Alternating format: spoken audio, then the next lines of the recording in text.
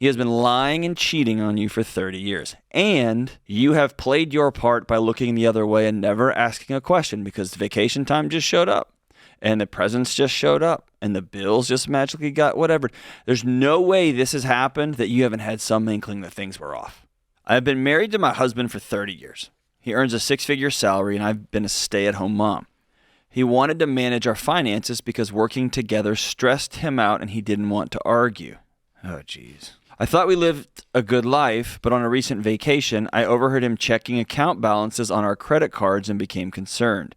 So I started quietly researching. I discovered he was tearing up financial documents and throwing them away so I couldn't see them. He has depleted 95% of a job buyout and taken loans on what little retirement savings he had, less than $100K. He refinanced our homes multiple times. So we still owe 2/3 of our mortgage after paying on it for 20 years. He also has over $130,000 in debt outside of the mortgage. I now realize we've been living paycheck to paycheck on a 6-figure salary just to avoid confrontation. I'm going to stop you there, Jackie. You haven't. You have been living paycheck to paycheck because your husband's got something else going on. There's some significant deceit, whether it's an addiction, it's somebody else he's in love with, or he's got other projects he's trying to work through.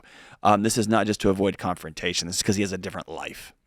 And we should be living and enjoying retirement together. I now work full-time and he does contract work. There are so many things wrong here.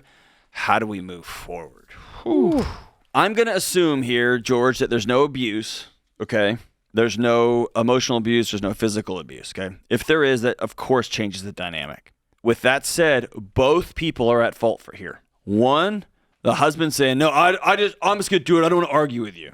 And two, her going, okay. And then 30 years later, 20 years later, acting surprised. Oh my gosh, it's all gone sideways and bad, right? I would be shocked if this marriage has been great this whole time. I assure you it has not.